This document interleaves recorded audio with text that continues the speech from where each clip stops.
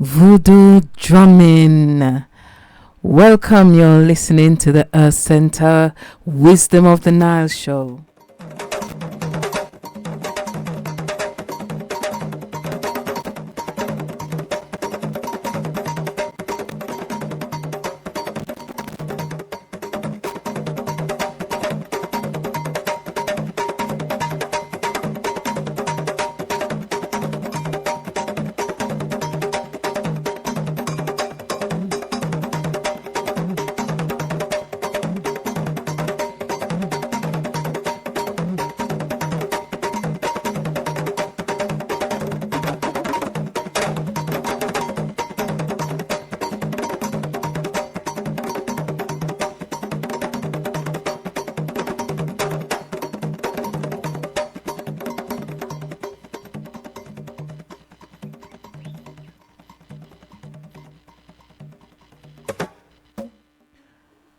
We love the sound of the Voodoo drums. Let's hear some more drums from the Voodoo tradition.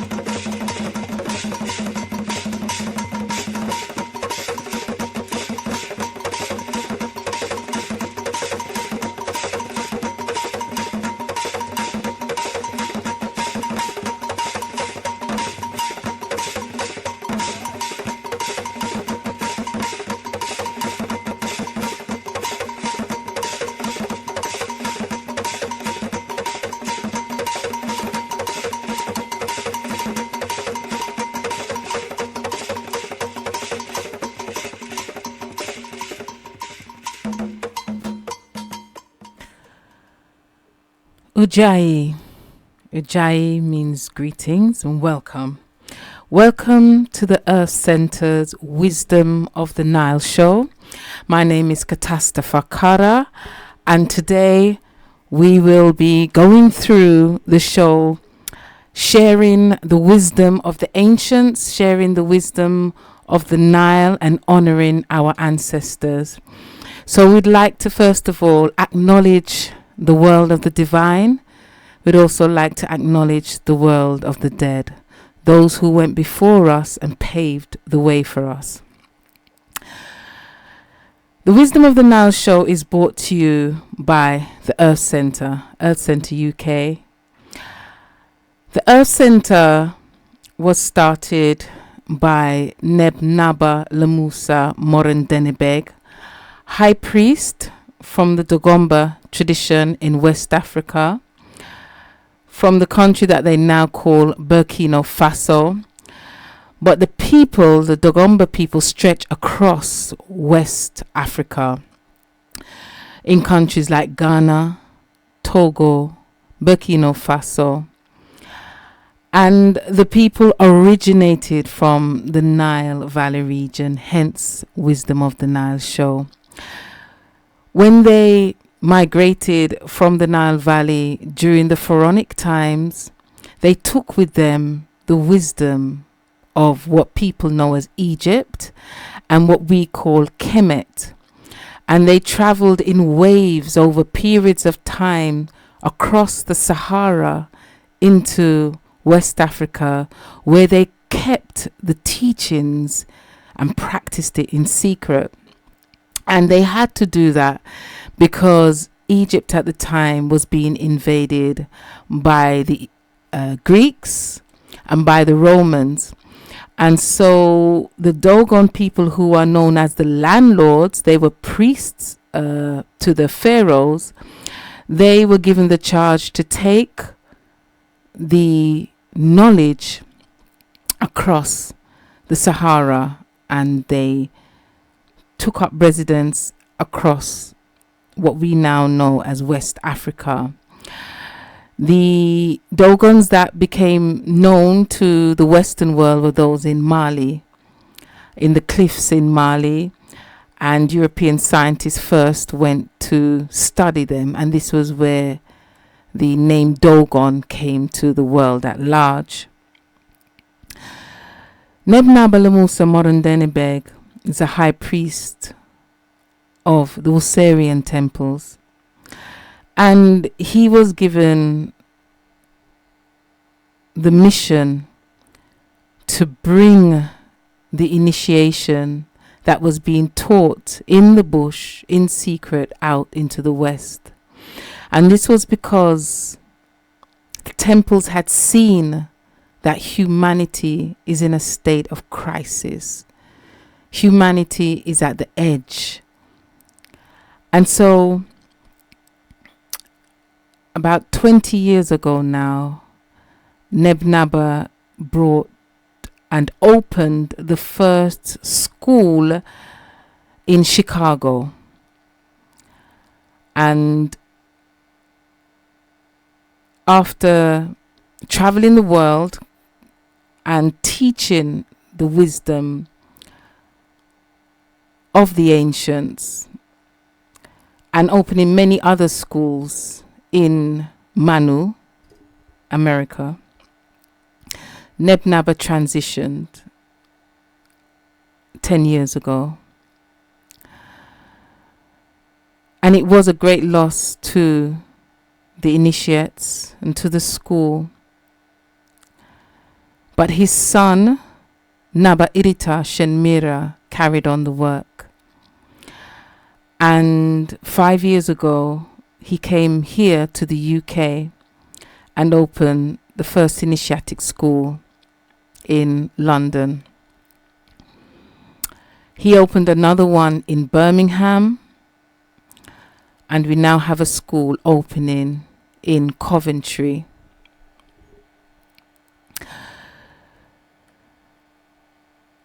The school, the Umtam school, that has been opened, which teaches the initiatic knowledge, has 3 main branches, but there are several committees in the school.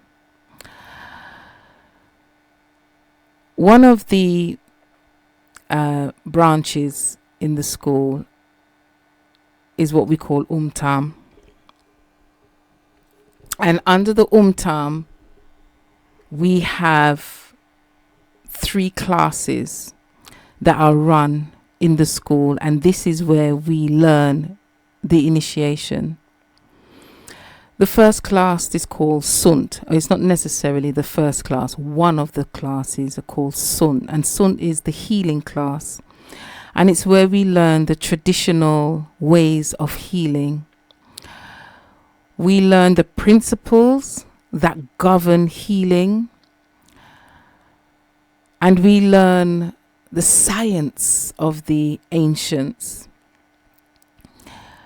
Our people our ancestors understood that as humans living on the planet, although the Dogons were known for the wisdom of the stars, their knowledge of astrology, astronomy, they understood that being here on the earth, we needed to know Earth. We had to understand this planet on which we lived.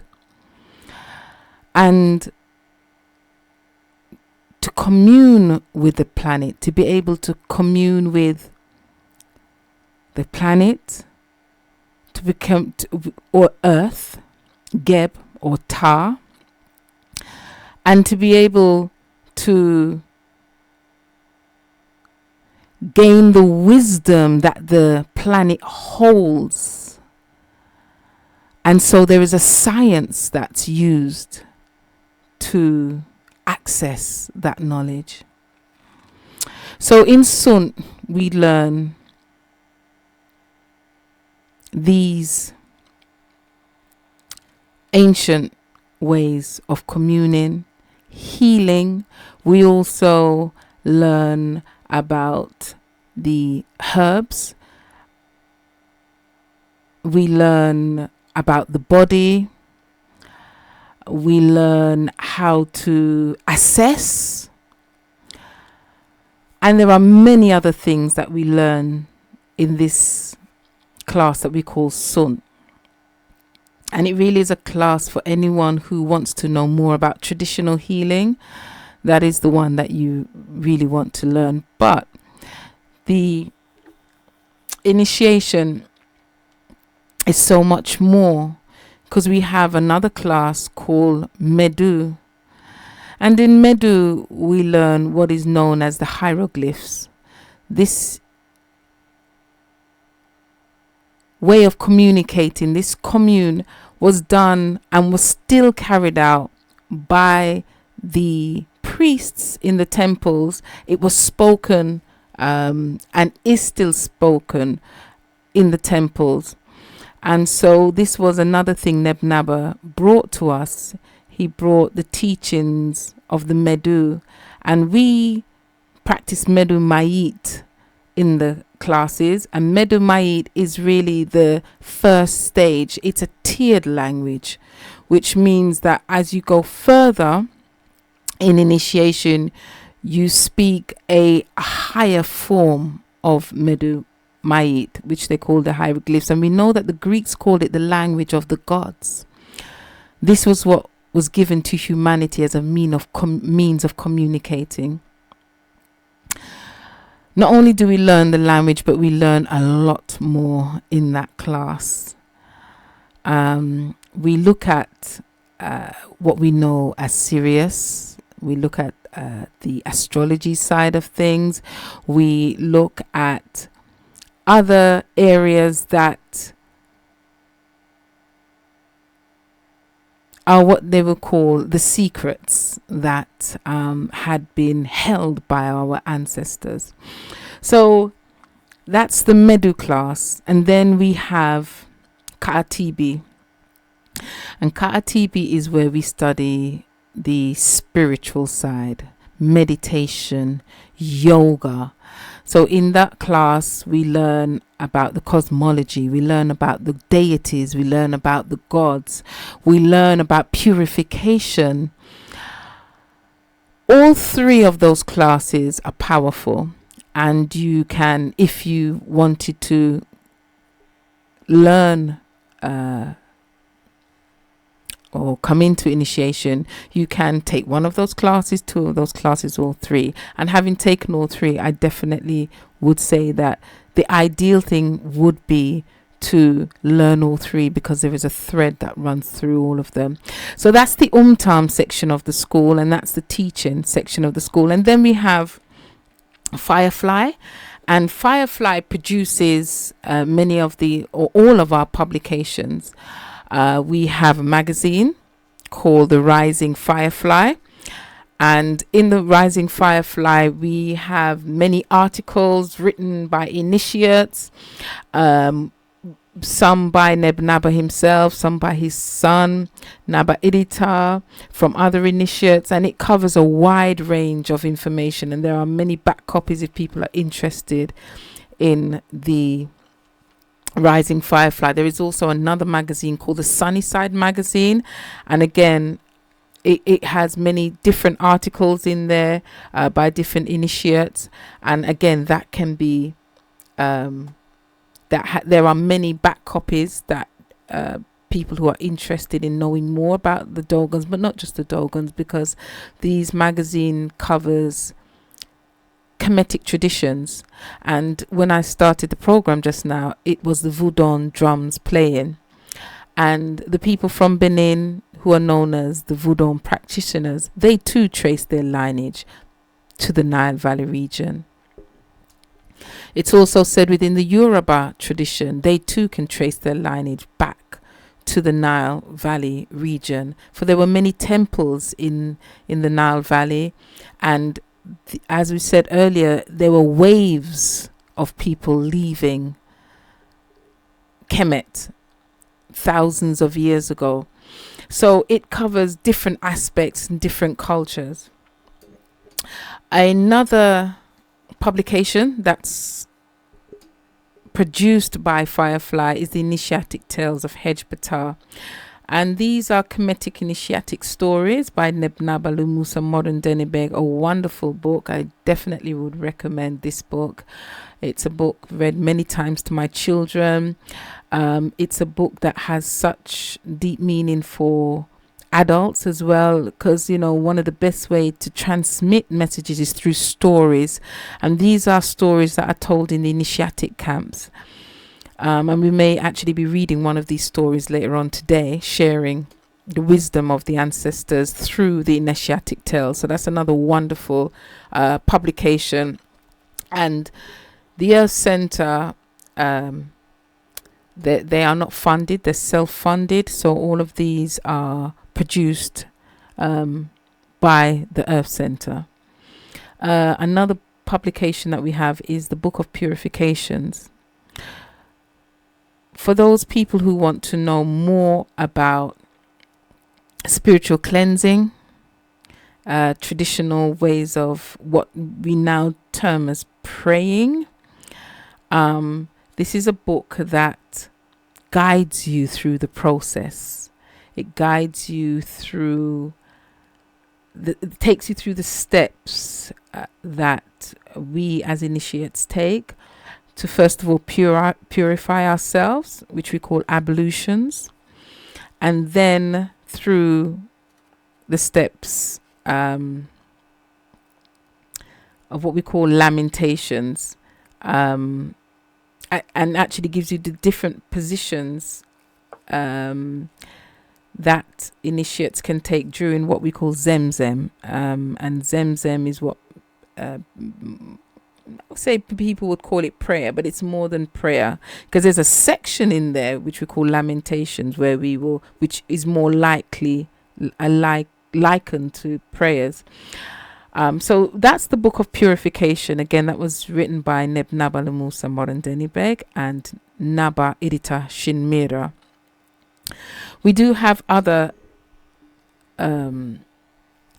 publications that the Earth Center does. One of them is a poster, and it's the 77 commandments of the Code of Human Behavior, and this is a poster that gives you 77 commandments by which we as initiates try to live by. It's where the original 10 commandments comes from, and it's also where the 44 laws of Ma'at comes from. These are codes that are given to the human being who wants to walk the road of the divine, who wants to take those steps. Then there are things that you don't do, and there are things that you should do. And so we have a concept called Jiza and Bent, and Jiza, which represents the purity, which represents that purity. It has boundaries. And so, as a human being, you need to have your boundaries, that which you will not do. It's not what you would do, it's what you won't do. So these 77 are there to help to protect the human being if you practice these 77. As I said, we try, because we're human beings and we are prone to make mistakes, but we at least try. So that's the 77. And we also have the calendar, and the calendar is probably because of the astronomical side of it, the astrology side of it, that's the one that most people will probably be most familiar with the Dogons, because of their knowledge of the stars, and particularly with the Sirius star and the Sirius A star. So most people know about the Dogons because of their knowledge of astrology. And we have our own calendar, so we don't go by the 365 days of the Western calendar. We actually go by the Sirius calendar. So we have that calendar. And so these are the publications that are produced by Firefly. If there's any I've forgotten, I will bring back. I think that's more or less those that we publish from the Firefly. Then we also have the Project in Merita, a committee. The Earth Center have many projects that they do in Africa, call it Merita, where they have land where agriculture, land where people who want to return can return to Merita and build a home for yourself, for those who want to do that. They have projects where they're building wells in the community. They have a healing center which has been built there. They're rebuilding temples there. So a lot of work goes on in Merita, but they also help in the community, So that's another committee that we have there. And we also have the charity arm of the organization, and that deals with interfacing with any legal entities that we have to deal with, because we are a charity. We don't get any funding from anywhere outside. So that is important that we maintain that status. So we also hold events, and one of the events that we will be holding is in Coventry. That will be this Sunday, the 12th. I'll get some more information on that. We will also be holding some events here in London, and the first one will be held on the 18th of this month. It's called Spirituality, Identity and You. If you want to know more about the event that's coming up in here in London, you can call 0207 175 4144, or if you want to email us, you can do that at umtamuk@theearthcenter.com. I think that might be an old email account, so I'm just going to check that one. Or you can get us at Facebook, the Earth Center UK, Twitter, Kepta UK, and the website is theearthcenter.org. If you want any further information, we actually will be having events happening over the next 3 months here in London, and I'll be giving out the address, which is 21 Sunnyside Road, Leytonstone E10. But yes, you can call 0207 175 4144 if you want to know anything further about the events that we will be having in our school. So The Earth Center really has given many people who have been desirous of returning to our ancestral knowledge. It's been that vehicle that has allowed people to do that in a very structured way, in a way where it's clear what is being given to us, and the knowledge is so profound.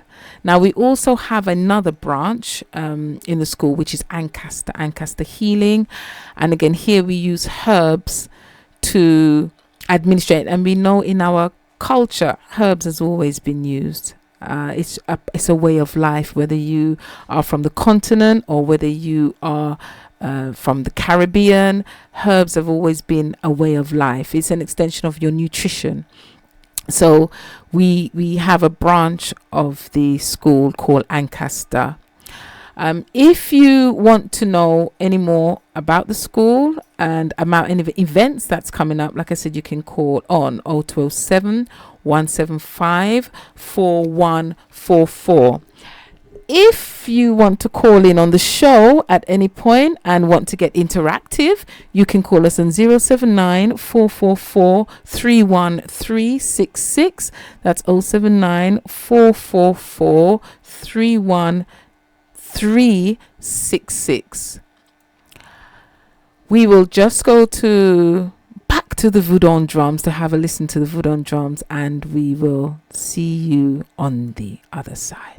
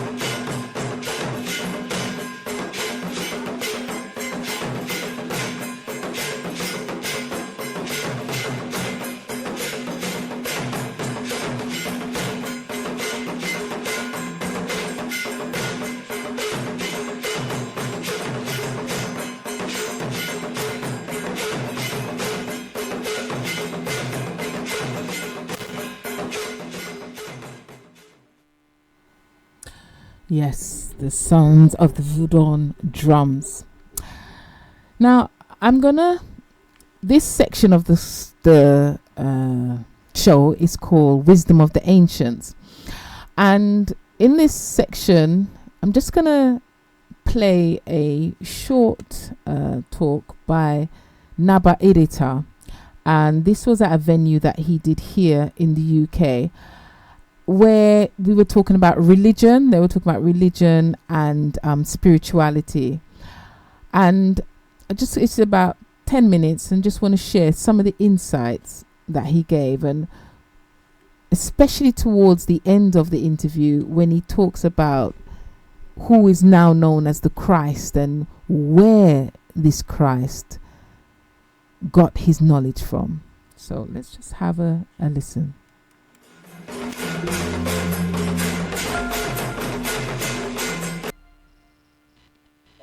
When I received the invitation to come to this event, I was so happy about it after I received like the message describing everything.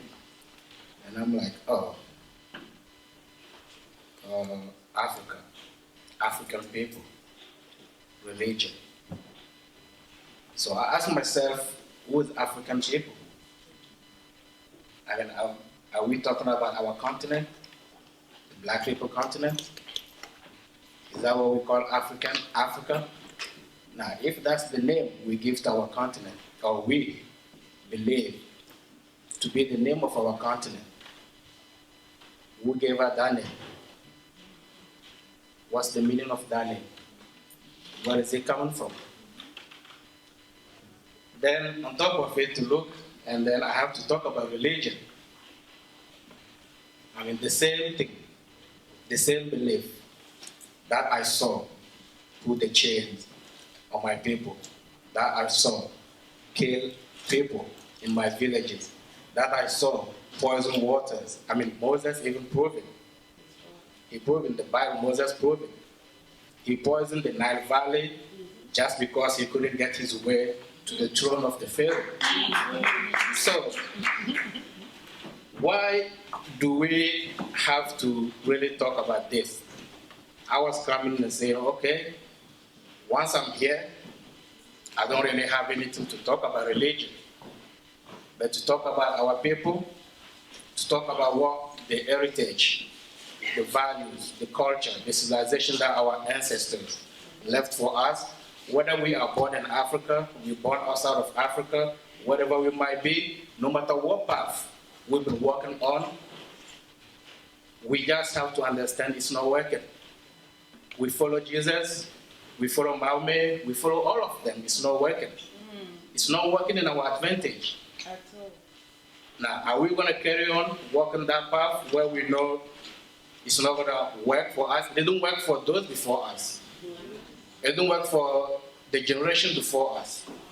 Why do we still believe? Why do we still kind of, being, that ignorant to be thinking that it's going to work for us? Do we think our ancestors weren't lucky? Do we think they don't, God didn't love them, and then we the one God's gonna love? No, well, this is really, this is a big topic. This is like a topic that can take us at 24 hours. We can talk about it here, where at the end, we're gonna have to feel proud going home. Everybody thinking like, okay, let me start looking back into my culture and see what I can use. They told us all of the evil things about our culture, about our people, how they live their life.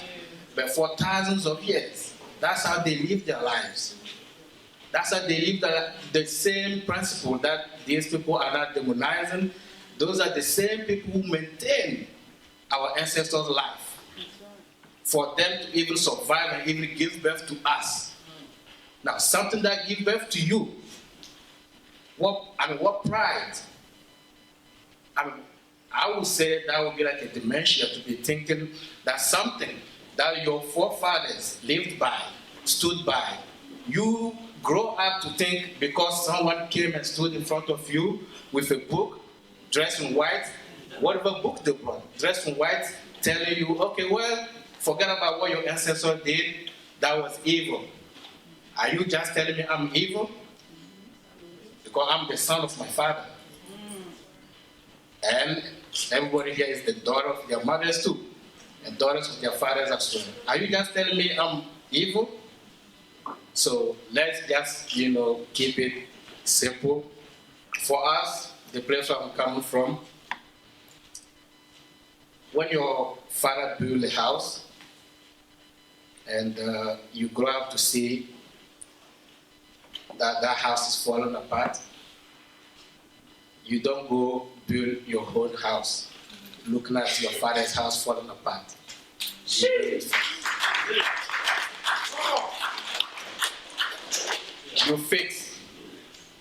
You fix your father's house first, because that's your foundation. Yes. That's the house that saw you grow up.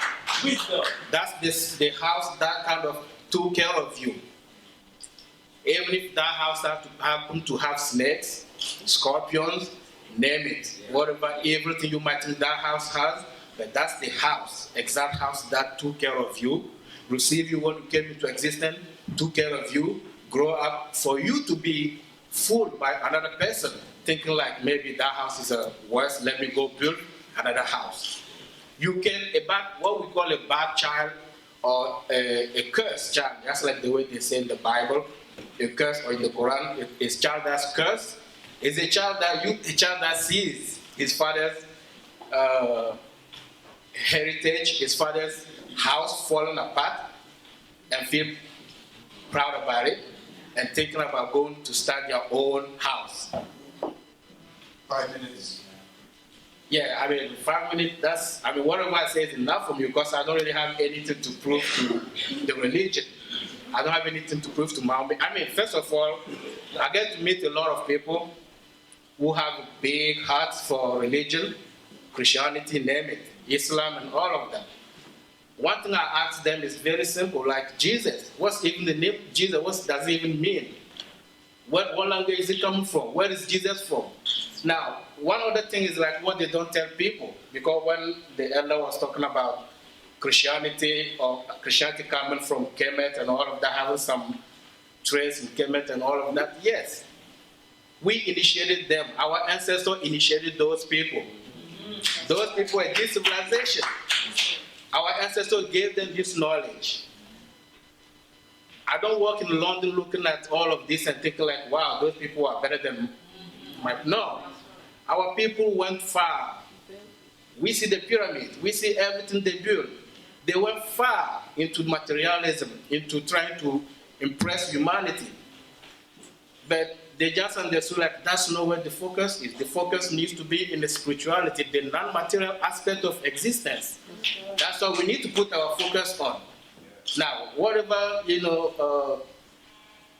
Jesus came to teach his people, or Mame came to teach their people, they just happened not to tell them like we were initiating the Kemet. We are like students of Africa. Believe it or not, go check in the Bible, all of the pages, check any Bible. Old Testament, New Testament, check everything. There's nowhere they're going to tell you where Jesus was when he was 12. Between 12 and 30, they don't tell you where he was. He was in our temples, initiating his...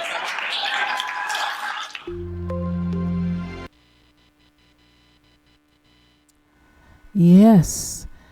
Words from Nabairita Shenmira, sharing the wisdom of the ancestors and sharing the wisdom that the great Messiah that is known throughout the Christian world, the one that they call Jesus Christ, the years where he went missing, and we know when he was younger, that's where his mother took him into Egypt. He was studying amongst the ancient Egyptians. So we give thanks for the wisdom. All the knowledge hasn't been lost. They try to whitewash the story, but we still have those who have that wisdom and that has been passed down in an unbroken line even to this day. I'll be right back on the other side.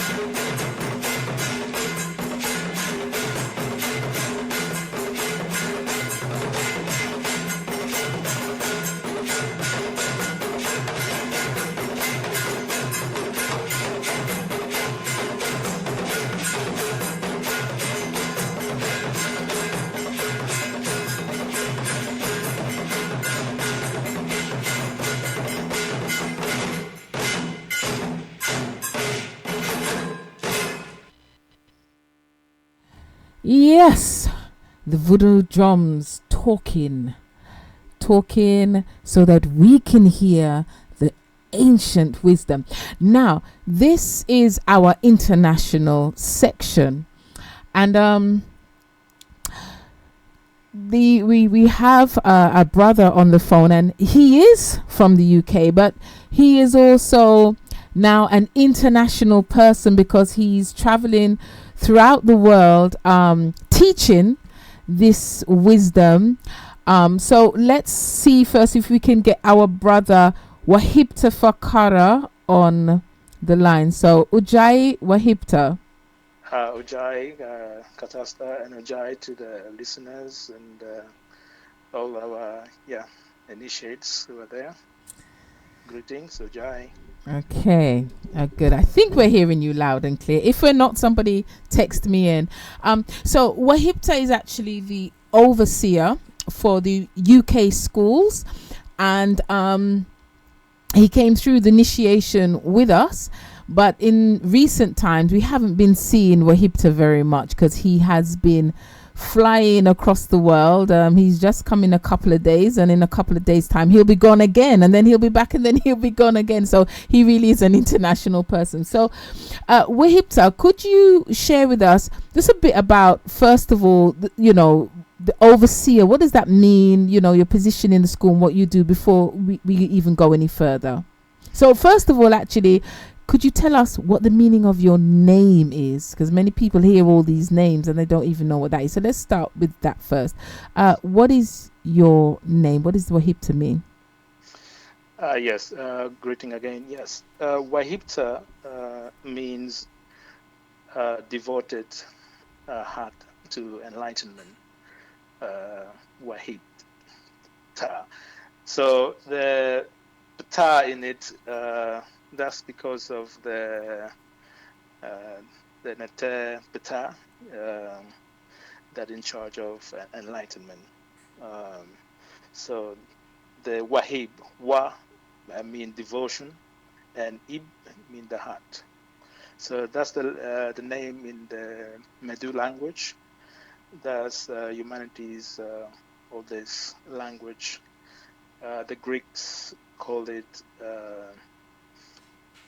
hieroglyph, sacred writing, the language of the gods, as they perceived it. So this language is still alive, is still living.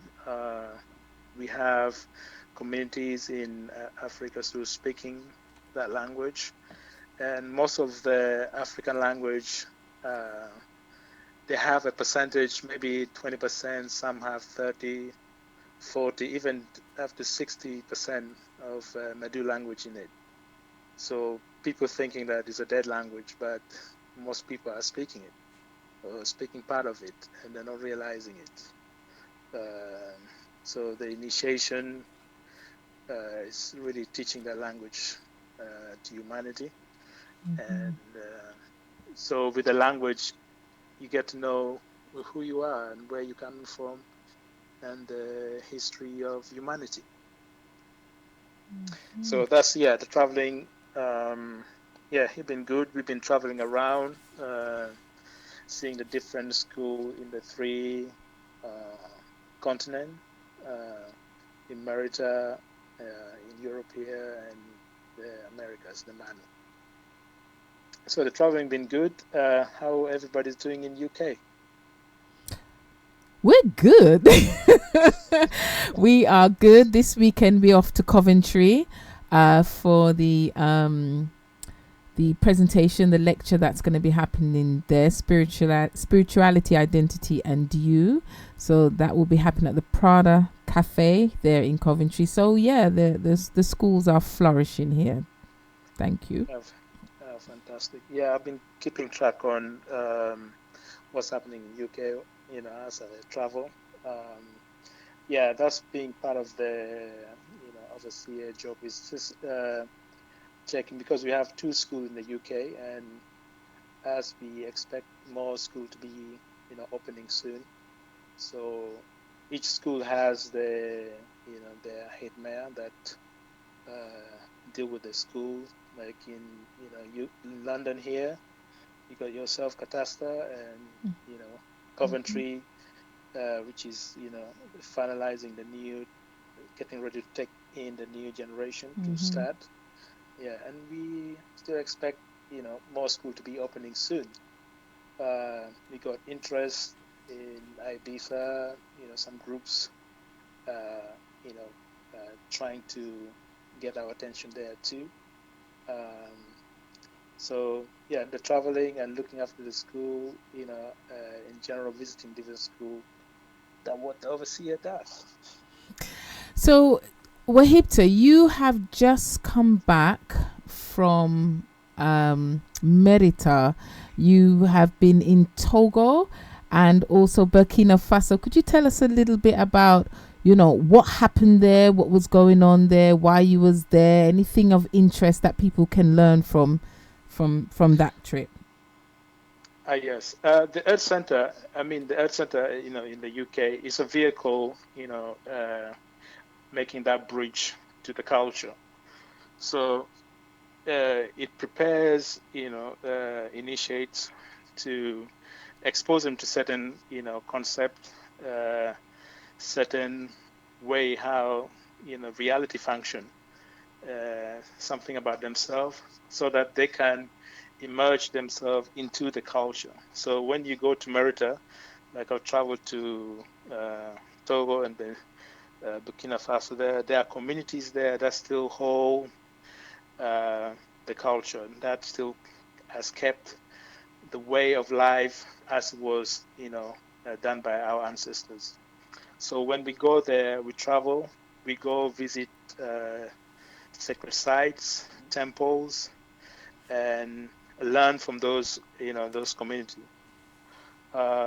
So it's really, when you go there, you really get the chance to really think.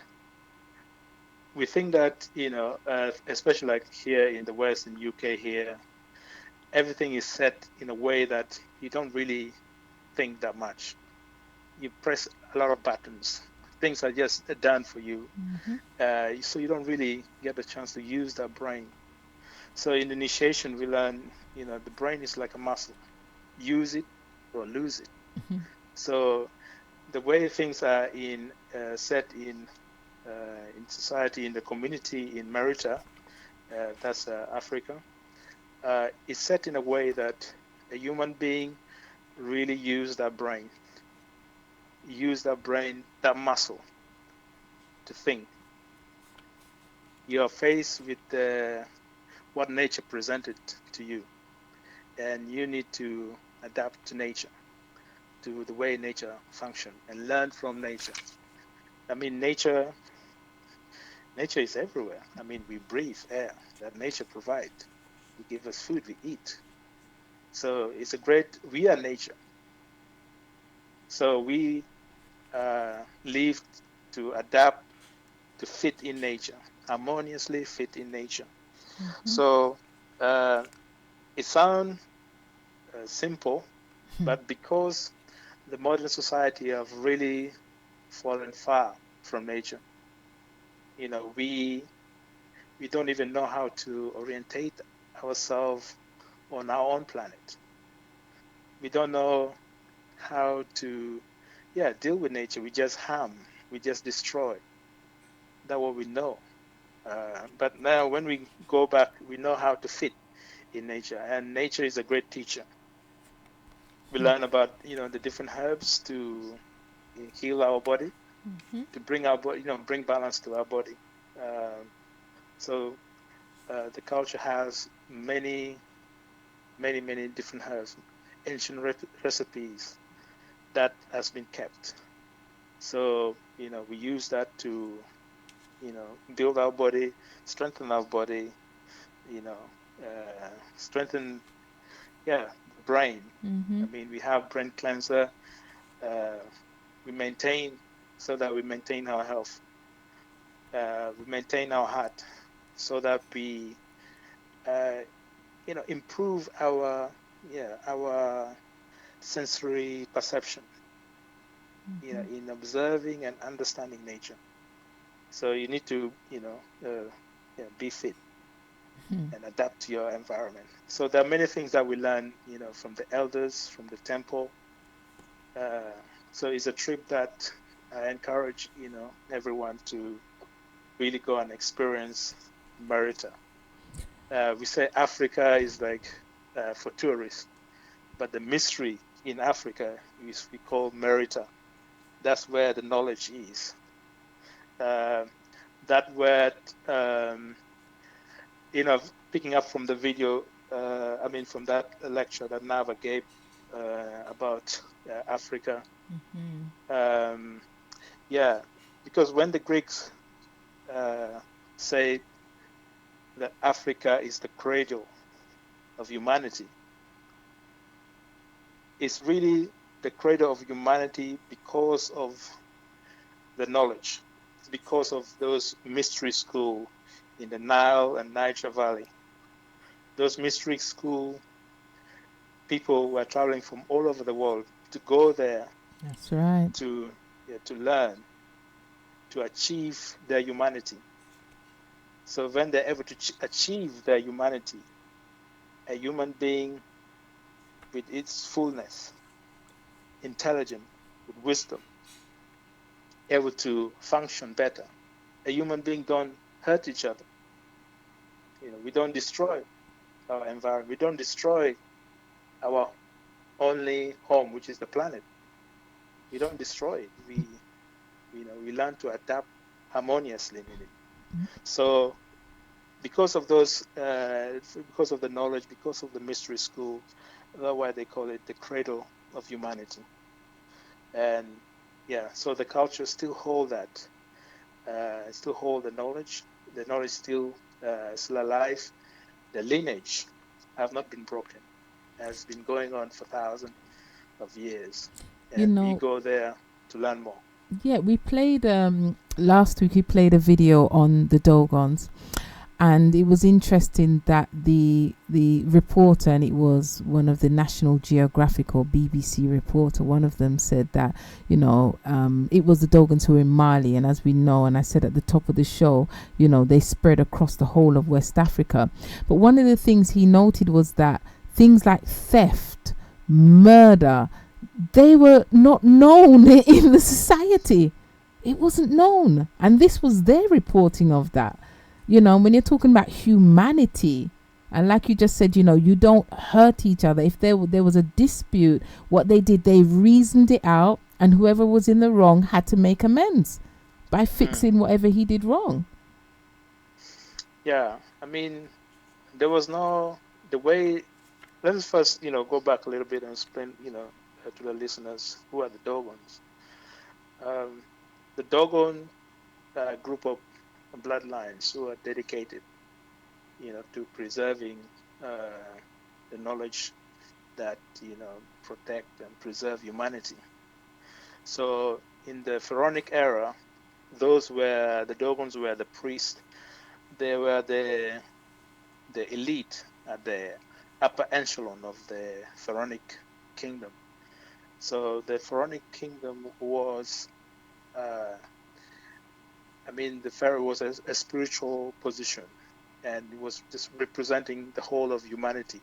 It's not just Africa. No, it was like the whole of humanity.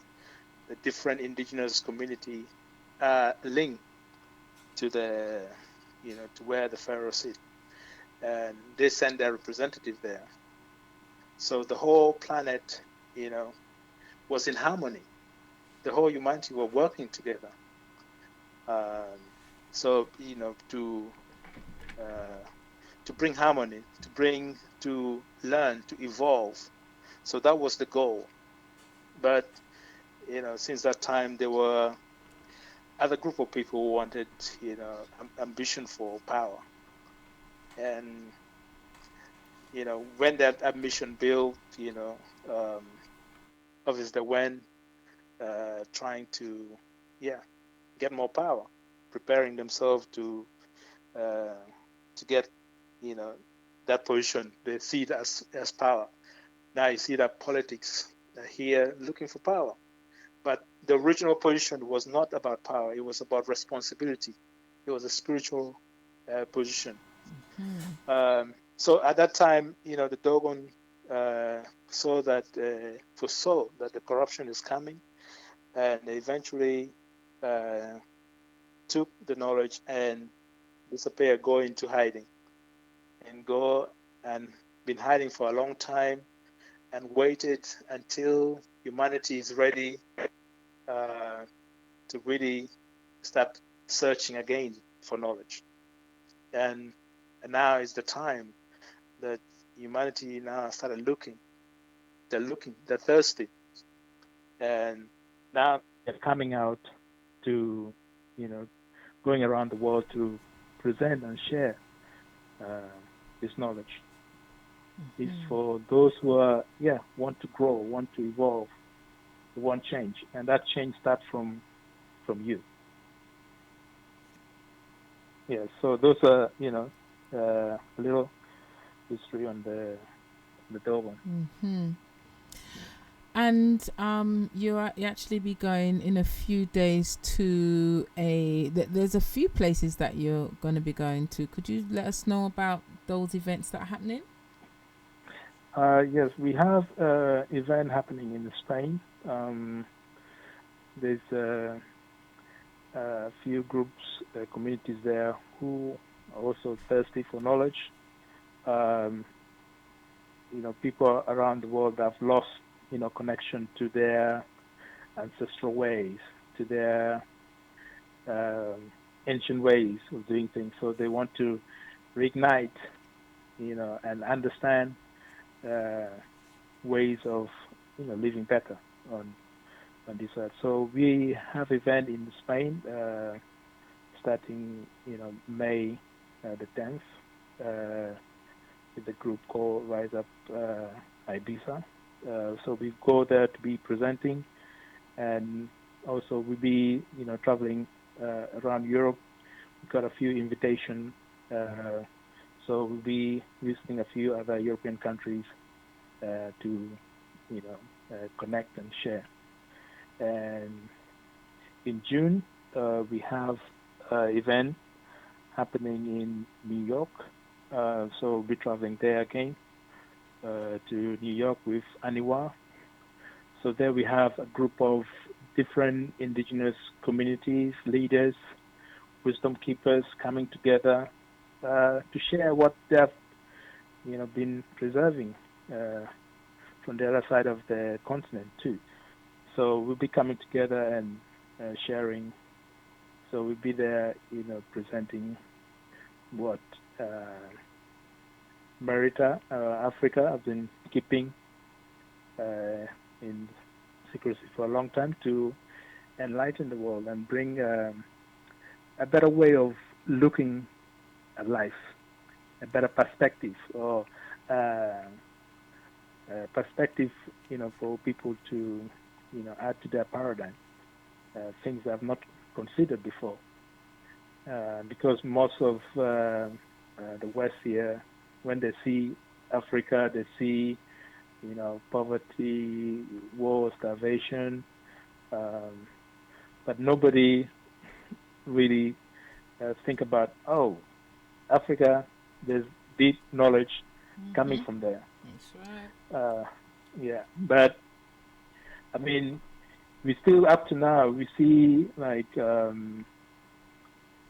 like pharmaceutical using the postgraduate still going in the villages trying to understand how people are using those herbs, trying to find those secret about herbs. So there is knowledge there. Those who know about a little bit about it, they're going there trying to still get more They sit from with them for Africa, but at the same years. time presenting the face of Africa as, oh, starving, poor, all these. Yet, Africa is still feeding the world with the resource, with the land there. But the knowledge we've been preserving for a long time, and it's now time for us to come and present it ourselves, rather than somebody else going to write a book about the Dogon, write a book about this, write a book about that. So, yeah, we're going there to present it the proper way as it's supposed to be presented. So we'll be there in New York for about a week, and then we'll be going to visit a number of schools in America. We have 5 schools there, and also in Canada we have a school in Montreal, and another school be opening soon in Toronto. So we'll be visiting those places and seeing our initiate brothers and sisters, and then obviously I'll be back in UK in the call. Say hello, quick hello to you guys, and hopefully heading back to Merida. Yeah. Okay. Sounds like you're busy. Yeah, we have actually also a group in Uganda who are eager and very interesting to in getting the Earth Center to come to Uganda to open a school there. So that's interesting, because that's where you're from, right? Yes. So they are actually listening on the Wisdom of the Nile radio show, and they're appreciating what you guys are sharing. So yeah, good job. So they'll be happy to hear you tonight. Yeah. And then hopefully in the future we'll be doing live links, so we'll be having initiates on our international space, talking from Uganda, so that will be great. Yeah, that would be fantastic. That would be great. Yeah. Well, is there anything, because I was going to say, well, we want to thank you, but before we do that, because there are many people out there, they're listening, they might not be saying much, and actually before we go any further, 079-444-31366 is the phone number to call, at 079-444-31366 if you want to get interactive. So before you leave, Wahibta, we need you to share with the listeners, those who are just maybe in their car, got the radio on, or just at home and got the radio on, or just on the internet and just listening, and think, well, really, what is there for me to gain? What is there in this, this Earth Center? What would you say to those who are listening, who kind of on the cusp? Because we will have orientation coming up. We've had people call in and saying, oh, we'd like to become a part of the Earth Center, especially here in London. But the doors for initiation only opens up like once, maybe twice a year. And, that's why I had to tell them. So when the doors open again, what could you share? Because we were on the other side of the door at one time before we walked in, and we know what we've walked into now. What would you share with them that could help to guide their footsteps towards the door of initiation? Yes, what I would say is life is dynamic. Life is a challenge, and we went to school, maybe get educated, maybe you drop out, but we spend time and money, a couple years in school trying to learn. But what we're learning there is learning skills for a job. Either you want to be I don't know, doctor, accountant, or a plumber. You spend effort and time to learn that skill to perform that job. Now, you have not spent time to learn about life, because life is much bigger. Life is more, a little more challenging than a job. So do yourself a favor and, invest in yourself and spend time to learn about life, learn about how to live this life. Yeah, there's life and there's also existence. So that's existence that still affect this life. So there's much more, in dealing with the daily challenges and the problem in life. So for you to be able to, let's say, progress or go somewhere, a direction you want to go, if you don't know where you're coming from, you don't know your history, I mean, really deep in your history, what, contributed you to be here as you identify as you, if you don't know that history, then where is the future? Which direction would you go, to the future? Yeah, maybe just be either going this round or circle, because if you don't know the past, yeah, it's going to be difficult for you to know even yourself, to define who you are in order to make that step forward. So that's, for you to consider. And another thing for you to consider is, so far what you know, what you think you know, is just based on what you've been exposed to. And what you've been exposed to, you need to ask yourself, yeah, who exposed it to you? Or who left it there for you to be exposed to? And what's the agenda of whoever left it for you? Now, that exposure is based on a language, name it English, whatever, Spanish, or any of the Indo-European languages. Yeah, those languages also have their limits. These languages are very new in terms of the history of humanity. Now, for you to now deal with life and existence, if you're limited by that language, that means your intelligence is also limited by that language. How far you can go, or what option in life is you think you have, it still depends on that language. Is that language exposes those things to you? Now, we have a language that is much older.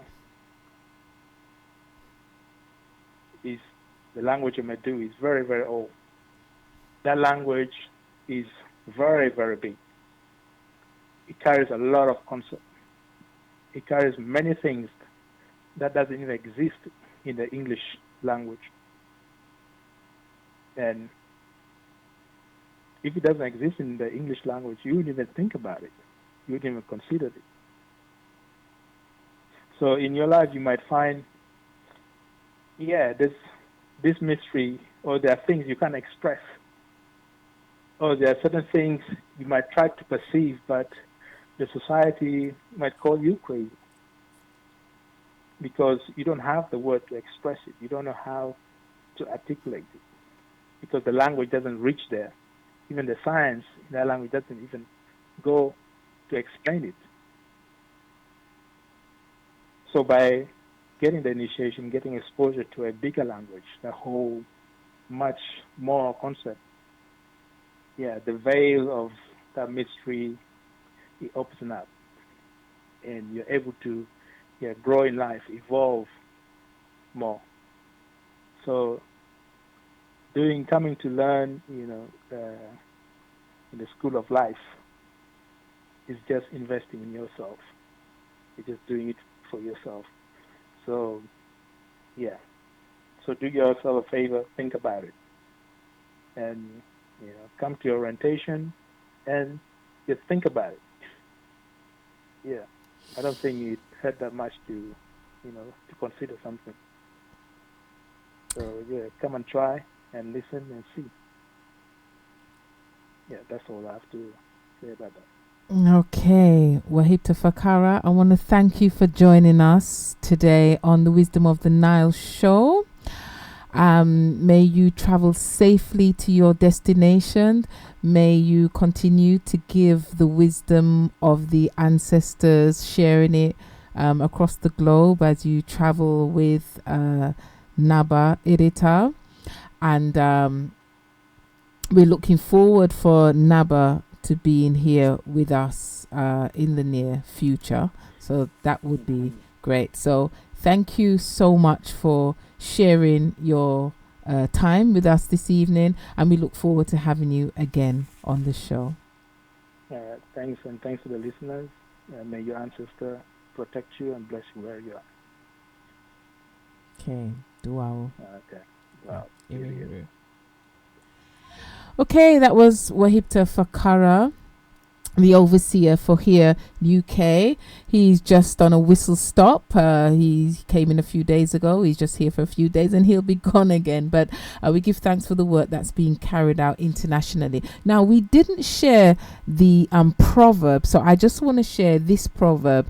And it says that richness is like sweat. If you relax, it dries up. Wisdom is like sweat.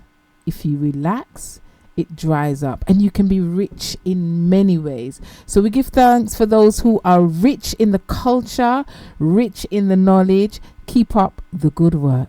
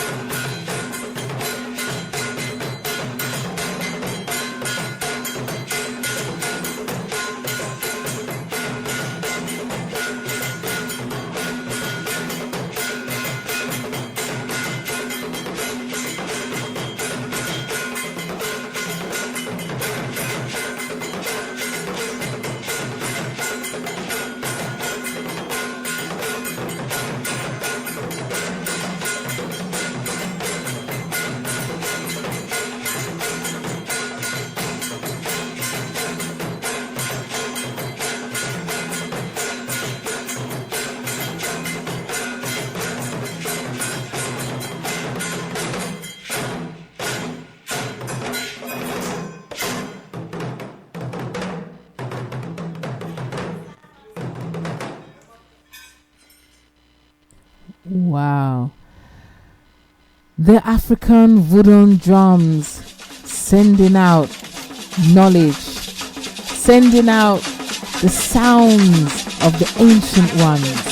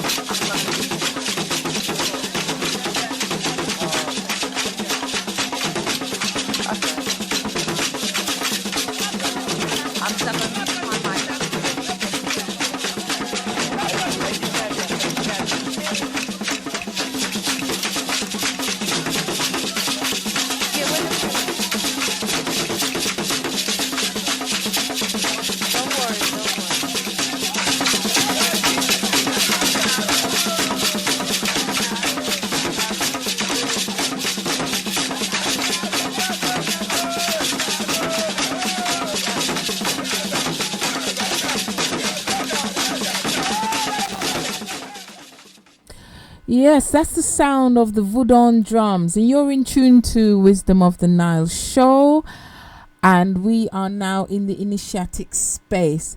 But before we go into the initiatic space, I just wanted to share lecture series that's going to be happening in Coventry. So at the top of the show, I didn't get to share all the information. So there'll be a series of lectures happening in Coventry, and then an orientation. And the orientation is the day when those who are interested in entering into initiation, that's the time when you can do that. So there's a series of lectures going to be happening in Coventry in the Midlands. The first one is going to be this Sunday, the 12th, and it's going to be at the Prana Cafe, 10 Horsefair Street. That's Leicester, LE1 5BN.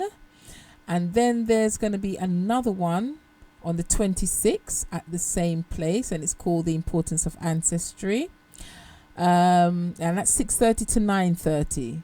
So that'd be Sunday the 26th of May. Then you have the Science of the Dogon, Ancient Egypt. That's Thursday the 30th of May, 6 till 9. Fundamental Principles of the Universe. That's Saturday the 8th of June, 6 till 9. And those last two will be at the Leicester African Caribbean Community Centre. That's Maidstone Road, Leicester, LE2 0UA. Then Spiritual Evolution, Sunday the 16th of June, and that will be held 4 till 7 p.m. at the actual Earth Centre itself in Coventry, which is 18 Biggin Hall Crescent, Coventry, CV 31GS. And then orientation, which is the date now where those who are desirous to actually go into initiation, that's going to be happening on Saturday the 22nd of June, 4 till 7 p.m. and that's going to be at the same Earth Centre, Coventry, 18 Biggin Hall Crescent, Coventry, CV3 1GS. If you want any more information on that, you can call 0204 7626 6859 or the mobile, and that's 07305995944. They actually have Just Tickets as well. You can go onto Just Tickets to get information on that. The tickets are £7 per session, and orientation is free. And if you want to go to the meetup, it's www.meetup.com /EC-Coventry. So that's for those who may be in the Midlands and want to go to any of those lectures, or you might actually be here in London and feel to make that journey. Please feel free to do that. There will be a group of us also traveling up to Coventry to be at those lectures. We also have some lectures here in London, as I explained to you already. So under the Wisdom of the Nile series, on the 18th, Saturday the 18th of May, that's next week Saturday, we have a lecture called Spirituality, Identity and You, and that will be from 6:30 to 8:30, and that will be at the London School. All of these will be at the London School, and I'll give the details of that after I've read the others. The other ones, The Importance of Family, a Dogon Perspective, that's on Saturday the 15th of June, same time, 6:30 to 8:30. And the third one will be on the 13th of July, Spiritual Purification and Kemetic Movements. So if you want to learn more about spirituality, which has been about technical and the importance of the traditional roles of the man and woman within the Dogon family, and learn how spiritual purification complemented with herbal remedies and kemetic movements work together to maintain a balance of mental, physical and spiritual well-being, then you can attend these lectures, and they'll all be held at the Earth Centre, London, UK, which is 21 Sunnyside Road, Leighton, London, E10 7BB.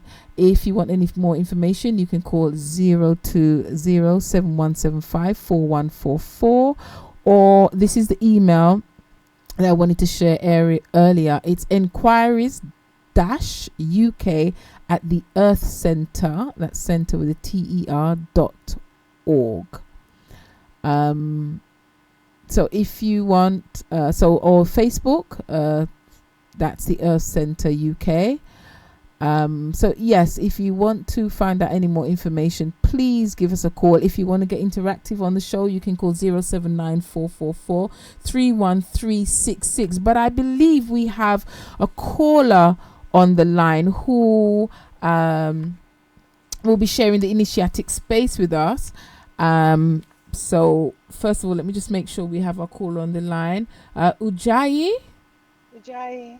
Hey Ujayi, let me make sure we're getting you loud and clear. Ujayi, Ujayi. we have our sister, or Senti, as we say in the initiation, Sunuka Fakara. And I know you're not one for titles, but I have to give you a title, which is in the Earth Center. So you are the queen. You are a queen. Indeed. You are a queen. But you are also the queen. So within the structure, we have different positions, and Sunuka is currently the queen. And you also work alongside a scribe as well. So I want to welcome you to the Wisdom of the Nile show, to the initiatic space. We just had our brother Wahibta Farkara, our international ambassador from the UK, who's on a flying visit. So he was sharing some of his wisdom. So I really want to welcome you, Sunuka, to the show. First of all, just like I asked our brother Wahibta, what does Sunuka mean? Well, Sunuka was a name that I was given in my graduation from the Per Ankh, which is the first stage of initiation. And Sunuka simply means you have the spirit of healing.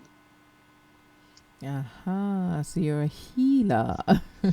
So carrying the You're one of healing Aishat's spirit, basically. daughters. Aha. Yes. Okay. Wow. So Try. as we all are.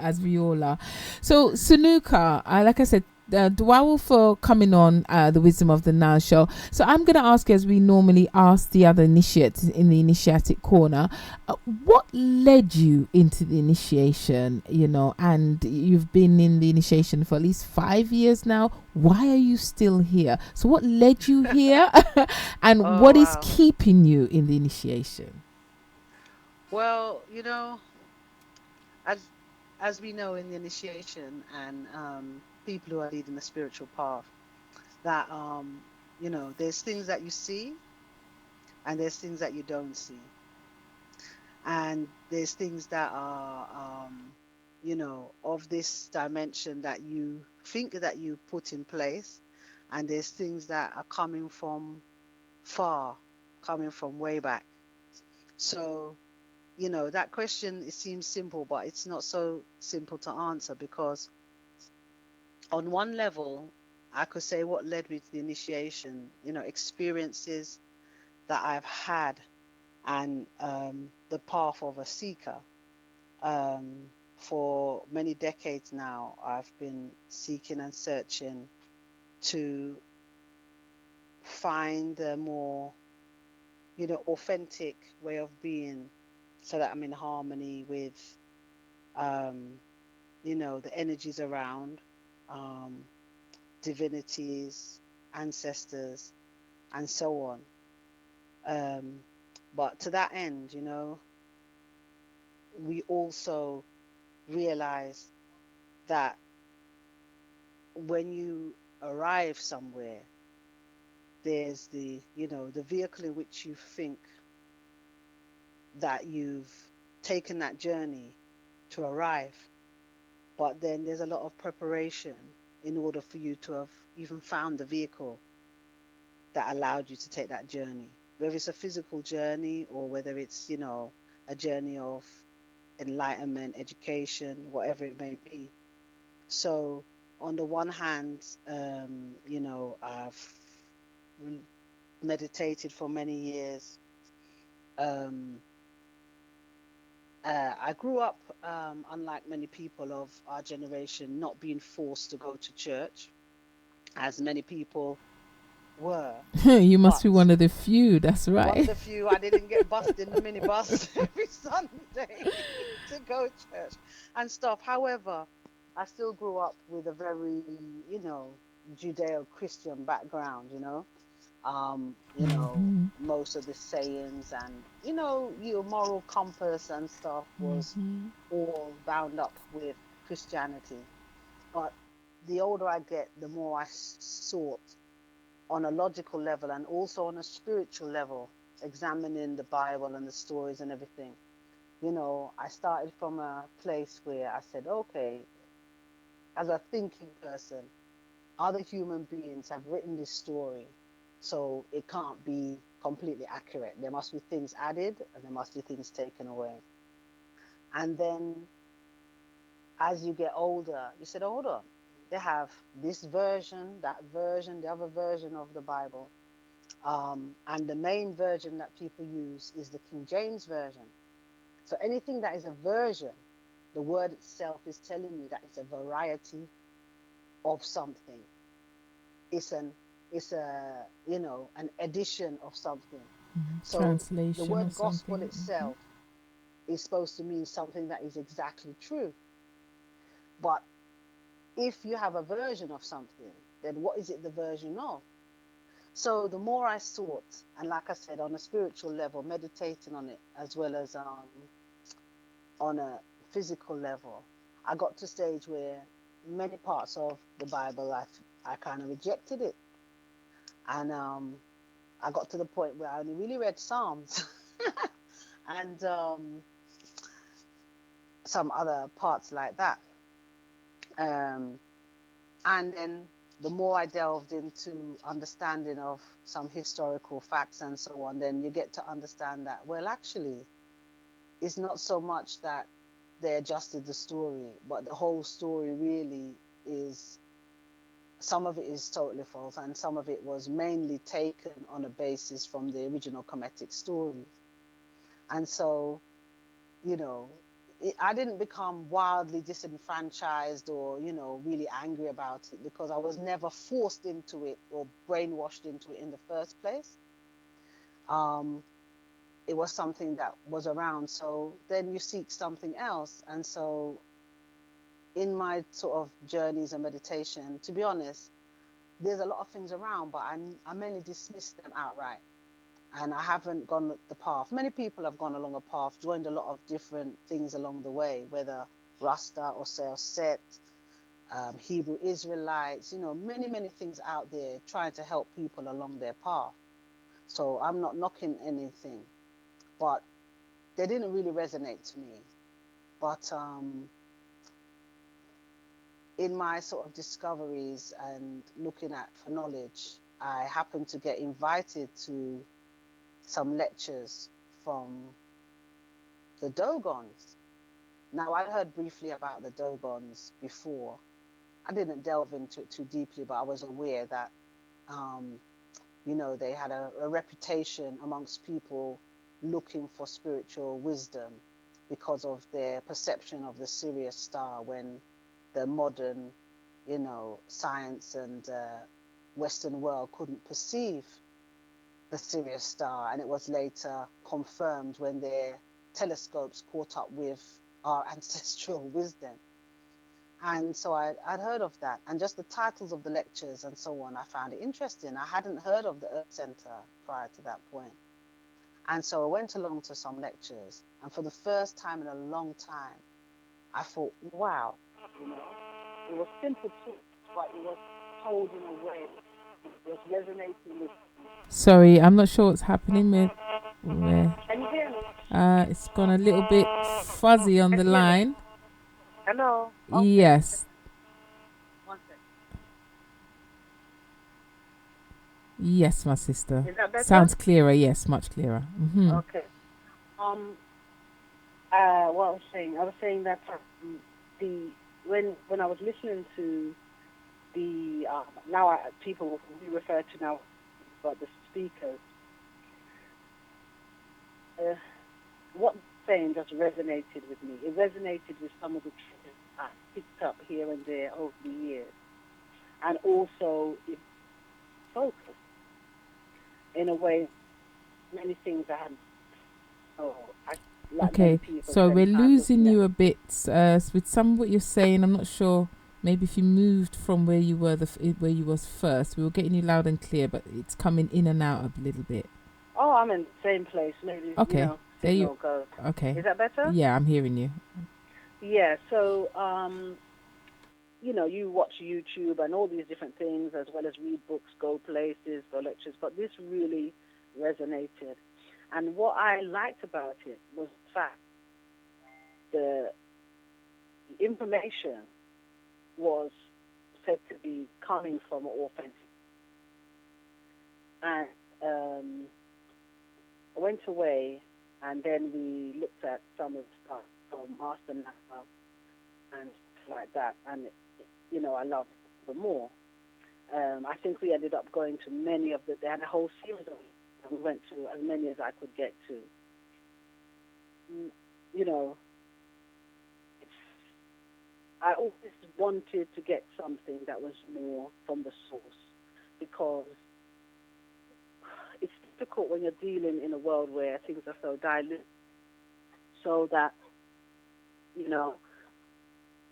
it, you want to build from a foundation. You get so many things that have been coming from years later, hundreds of years, thousands of years later, so many mistruths and misinformation.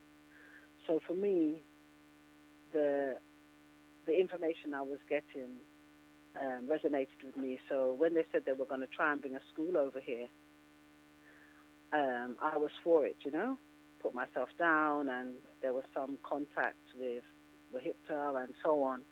And when they said come for orientation, I went.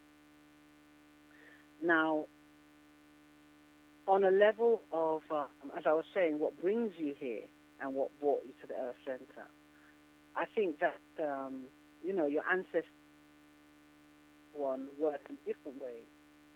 And so I can't discount that played, because I think they probably even played a bigger part than the other part that I was consciously aware of. And even the orientation was funny, because I sent us some messages backward and forth. When is the Dogons coming over? When is the Earth Center coming over? And they're going to come, and organization backward and forward. And then actually when they sent out the thing for the orientation, I think there must have been a couple of email lists, and I missed it. So for some reason, somebody looked at a different email list, and then I got the second message, second orientation, and at the time, I can tell you, I had my cup was running over. I didn't have time, so myself and my husband, who's also went along, and we listened to the orientation. They said that's good, and he said he's going to join. Well, I'm sorry, unfortunately, I can't join up because, my cup was full, and I didn't have time, and I didn't have anywhere to do. But somehow the ancestors kicked in, and I found myself to talk to Irita and saying, "Oh, so on and so forth, and yeah, I'd like to do it, and can I do it in this circumstance and that circumstance?" And then I went and sat down, and I thought, what just happened? When you walked up, you wasn't doing it. When I just finished saying that I don't have time. I don't have the anything. What just happened? Anyway, and as they say, that was history, and here I am. Yeah. And so still learning, and it is an uphill journey, and Master Naba tells you so. But I'm not disappointed, because I think that people come into the initiation looking for, I don't know, authentic Kemetic wisdom or whatever. But actually, when they say that your temple is within, it really is. And that's the temple that you first have to clean up and pay homage to before you can go anywhere else. And the initiation really teaches you that. You really have to look at yourself. And when you're looking at yourself from a spiritual perspective, there's nowhere to hide. And I think that's what I like about it, because it really tests you. Shows up everything. Yeah, it tests you, and then there's understanding and there's knowledge and so on. But everything, is about harmony and balance. So there's no place for like self-righteousness, any of these kinds of things, because when you look at things from a spiritual perspective, you see that the world is so much bigger than you, never mind beyond the world. And I think part of initiation is really to help you to be grounded, because the organization is Earth Center, and it's the Earth Center for a reason. Because we, sometimes we are away with the fairies, and as they say, that expression. And some of us who say we want to be spiritual people, we can be like that too. Our head is high up in philosophy, and it's very high up in sometimes education about history that happened in Kenya, or the history that happened to us as people from the African diaspora, and all these things. But the Earth Center really shows you that, okay, you have all that, but you have to purify yourself. You have to purify yourself as well, because really that's the same element that has to intermingle with anything. So even if you're a professor, PhD, or even if you haven't got a PhD, but you're renowned in the community, whatever, to be very knowledgeable, all that, give thanks for. But it's you, the person, that has to interact with that information. You as a person that has to interact with other people that you disseminate that information to. If you don't purify it as a person, it's going to contaminate anything that comes up. Your family, your friends, you okay, we lost a little bit there, but yeah, I heard he's going to Sorry, I was contaminate. saying that the one thing that they teach you in the EC, so in the traditional initiation, that you have to purify yourself, because no matter how much you have in terms of skills, knowledge, wisdom, whatever, whether it's in basic knowledge, traditional education, even if you're a spiritual adept, that you're a priest, a seer, whatever you are, if you don't know how to purify yourself, that's the element that you're bringing into all those environments. That's the element you're bringing in when you're dealing with your family, with your friends, in work, every circumstance that you're in.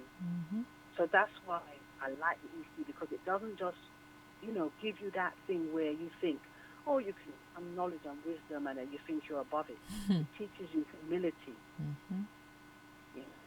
So it teaches you that humility, so that you can understand that, wow, we've got a long way to go, purity that we need to elevate ourselves the way we want to elevate ourselves.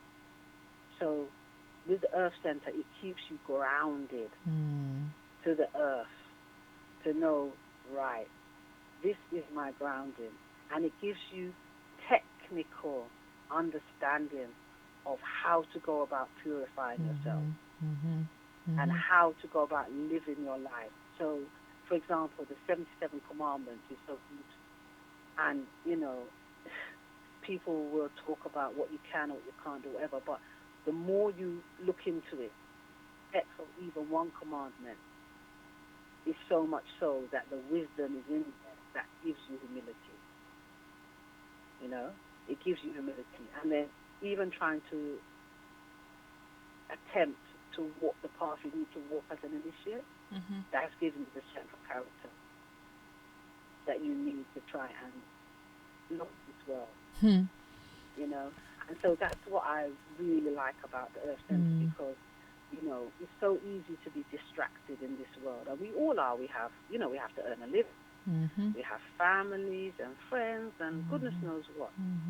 But the thing with the Earth Center really is showing you this is the initiation that is coming from way back. It's coming from the divine, really, telling you as human beings how to be a human being. Yes, right. Not a pet, not an animal, not, you know, the devastation and stuff. Like now we're looking at London at the moment, for example. Everybody's talking about knife crime and this and that. And they can find every solution that they want. But when you look at it from an initiatic perspective, see the barbarism that is coming from we as human beings are living, and the way we're teaching our children, you know. Because if you don't have that spiritual connection, then they're lost. And this is what I was saying just now. They don't have in that aspect of the world that is, why is the earth here? It's here from divine creation. And so if we don't live in a divine way, then we have to descend into that barbaric way. So even though nobody's looking for an answer, until that answer, unless some of those answers are touching a spiritual perspective, you know, it's going to work. So all these things affect our everyday life. You know, we get distracted into religion, distracted into education, distracted into all sorts of things, money, whatever. But the Earth Center, for me, helps to ground you. At the same time, it's not telling you not to be a Christian, a Muslim, or whatever you want to be. You know, but it's giving you a foundation that you can step forward on. Yeah. Yes, Sunuka. Words of wisdom, you know, and I'm sure there's many people out there who's listening to those words and they're pondering it, you know. We're at 5 to 9 now. We'll see if we'll get the story in. But I want to thank you. Is there any, like I just said with our brother Wahibta just now, for those who are listening out there, and I mean you've basically said it, but if there was anything else that you wanted to add to those who are listening out there and maybe thinking of walking the road of an initiate with the Dogomba people, what would you say to them? I would say that our teacher, Naba Ibita Shamira, said to us that those who want to walk the path, there's always a way that is found there. Those who say, for example, I've got time, like myself, I've got money, I've got whatever it is. If you really want to, the ancestors will find a way. And that doesn't mean it's going to be easy. I never said it's going to be easy. I've seen through the initiation of ourselves and our generation, and in the generations that come after, that those who are meant to really earnestly want to find a way is always opened up for them, one way or another. And I think that, you know, we deal with human beings, and all of us as human beings are fallible, but when it comes to the teachings, the initiatic teachings that you get, especially in Per Ankh, I think it stands people in good stead for their everyday life. You know, if you come to initiation and you're not touched, then You're in the wrong place. You know, you're really in a bad place because I think that the teachings will touch you, even if you decide to leave. That's not the issue I'm talking about, but it will touch you because, you know, one of our brothers once said something very, very simple and I always remember. And he said that he looked at Quebec and said, if this looked at the EC and said, if this is the wisdom that the people who built the were taught and the initiation that they got, he said, I want some of that. I think that, Okay. is the thing I would say. And just for those who don't know, Per Ankh is what we call the first stage. The house of life. It's Yeah. the first level of initiation. Everybody wears an Ankh, but sometimes they don't really understand the true depth of the Ankh, because the Ankh is life. It's where life comes from, even the shape of it. So there's wisdom and depth in that. So, Okay, we're 3 minutes to 10. We want to thank our sister Sonuka Fakara for taking the time out and to sharing her journey and her wise words with us on the Wisdom of the Nile show. I want to thank you so much, my sister. Wow. Wow, Nini. Wow, nessa dua.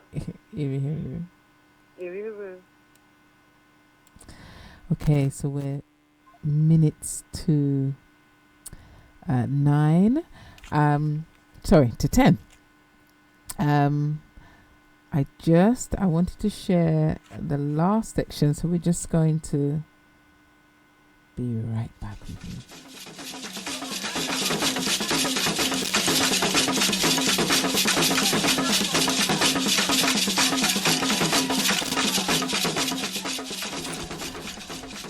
Okay, in this last section, I just want to share a few words, a story with you from the Hejpatah, and it's a short one, but I think it's very pertinent. So it's called A Life Made of Echoes. Our actions and attitudes reinforce the ugliness or beauty of this world. Life is a vast field, or let's say a big pot that is waiting to cook what it contains. This does not mean very much. A pot can contain poison or food. It all depends on the cook, and unfortunately for us, we are all under the skin of a cook. And a cook is what is being cooked. We will be a good cook if he cooks good food. And he will be a criminal cook if his food makes victims. It is practically impossible to isolate an action or behavior. Even the most imperceptible of our actions or attitudes will resound in the universal breath as an element of a world that exists. Our actions or attitudes will reinforce the ugliness or beauty of this world. This is depending on if we are good or bad, egoistic or generous, etc., etc. The great pot will always present a plate to us, but the recipes will come from what we are in the heart and what we have made of our thoughts. The world will be beautiful if our ingredients honor humanity. Life is a vast field with no dumpster. There is no area that is designated for gold or for trash. Our state of mind represents the gold or the trash. The ones that only emit trash should not be surprised to find themselves inhabiting the moral trash of humanity. Maybe it is better to stop talking in parables and start calling a cat a cat. In Africa, it is said that only idiots want to know why of things. The world is a vast field of millions of causes and millions of effects. From the first speech of the creator god Ra, Ra himself can only contemplate the multiple becomings of the multiple becomings of the becomings of all the becomings of the world. For us as humans to say that one thing is the cause of the other boils down to saying that one often precedes the other. Meanwhile, we observed one thing. A good attitude often precedes favorable destinies. we have understood that there is an action-reaction relationship between every individual and all of humanity. That terrible action-reaction relationship between the individual and the whole brings a human resistance of destruction to the level of the individual. A farmer of a mountain region of West Africa decided one day to take his son to the farm. He knows that his farm was not too far from the village, but his son also was not big enough to walk safely on the paths of the mountains that are sometimes surrounded by gorges and deep valleys. Meanwhile, that day he was in a good mood and had no urgent tasks to do. They walked, his son with hesitant steps in front of him. The farmer was more preoccupied by making sure that his son did not slip and fall than by the speed on which they were advancing. His son was talking, asking questions about mountains and trees that he was seeing for the first time. The farmer in reality was not listening. He was also answering by a or a yes, and sometimes by a fake laugh. Every time he was pulled from his dreams, but by what he thinks to be questions asked by his son. As a family father, he has learned the techniques of all fathers, knowing how to give the impression that they are present in the small world of the children without abandoning their preoccupations of the adult world. Well, the farmer was walking behind his son. Suddenly, he was brought out of his dream by a sharp cry from his son. His son fell and his foot was hurt. The child emitted a very loud cry. Aye! In a moment of hesitation, the farmer observed that his son was not crying anymore. He was surprised to hear his voice being repeated in echo through the mountains. The child lifted the interrogative eyes towards his father and cried again very loudly, "Ah!" Curious, he yelled, "Hey!" The mountain repeated, "Hey!" The son shouted, "Who are you?" He received in response, "Who are you? Who are you? Who are you?" Now, a bit frustrated for not being able to advance in his curiosity, he shouted an insult. "Hey, you idiot!" He received in echo, "Hey, you idiot! Hey, you idiot! Hey, you idiot!"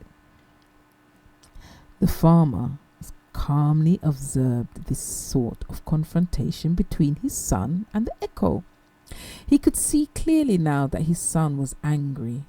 The son took a deep breath and scrunched his face before he shouted with all his strength, "Hey, you are bad!" The echo repeated, "Hey, you are bad! Hey, you are bad! Hey!"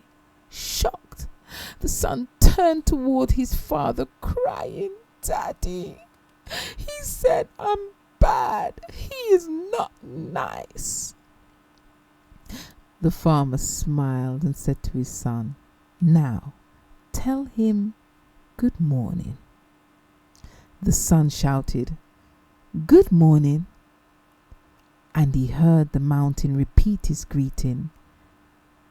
He shouted, "Hey, my friend," and the echo repeated, "Hey, my friend. Hey, my friend." He turned toward his father, very excited, and said, "Daddy, he said I'm his friend." The father smiled and said, "Now tell him you love him." The son obeyed and received the love of the mountain in return. The father explained to his son that what people call echo is in reality the principle of life. We only harvest what we've sown. The life we live now is the echo of what we have expressed in the past. What we think, say, and do now will decide the direction the becoming of our destiny will take. The farmer used more simple terms to express the fact that the future of the world relies on what we are in the present. He simply said to his son, "If you want the world to be a world of peace and love, start by being a person of peace and love." We don't need to be psychics to imagine the future we are preparing for our children. We just have to look at the reality we are creating now for them. This life did not come with designated areas for the trash or designated areas for treasures.